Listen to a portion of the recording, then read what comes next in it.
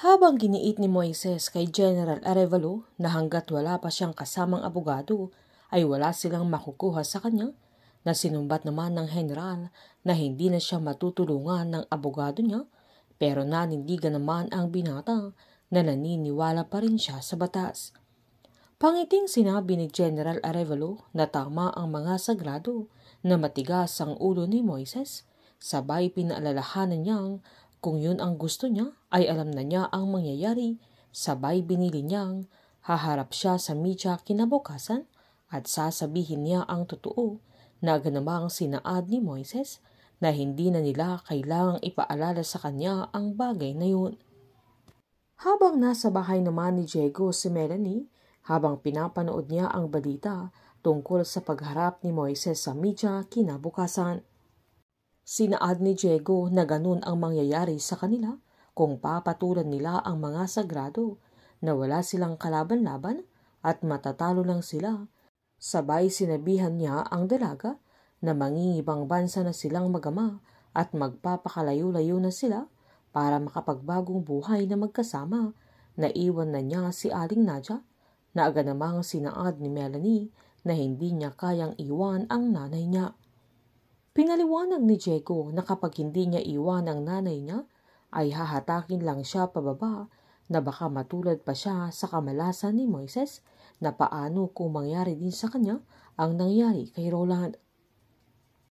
Habang naghihiwa naman ng repolyo si Mercedes ay nanggigigil ito, kaya pinilit ni Aling Lolit na siya na lang ang gagawa, pero tinuloy pa rin ni Mercedes hanggang masugat ito, kaya nagpanik din siya. Nang nilalapatan nila ng first aid ang kamay niya ay biglang tumawag si Diego, kaya agad namang umalis si Mercedes sa kusina para walang makarinig sa kanya at agad niyang tinanong kung anong kailangan niya.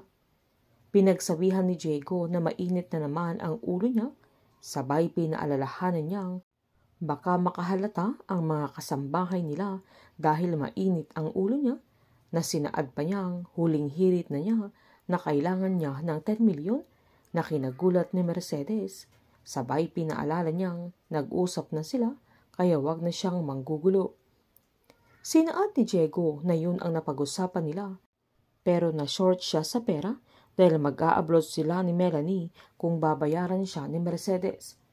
Agad namang tinanong ni Mercedes kung papaano niya masisiguro na last na yun, na sinaad naman ni Diego na sa ngalan ni Melanie, kaya pumayag ulit si Mercedes dahil alam niyang hindi siya titigilan ni Diego.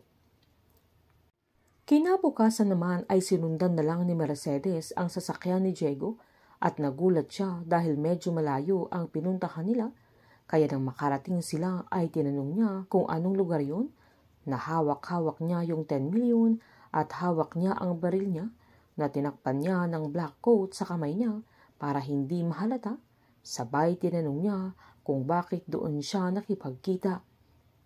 Agad namang pinaliwanag ni Diego na gusto niyang magbigay ng respeto sa patay bago siya umalis ng bansa, kaya nagulat si Mercedes. Uubusin ni Diego ang pera ni Mercedes, pero hindi niya alam kung anong kayang gawin ni Mercedes, lalo na kung magsasanib pwersa sila ni Jaime.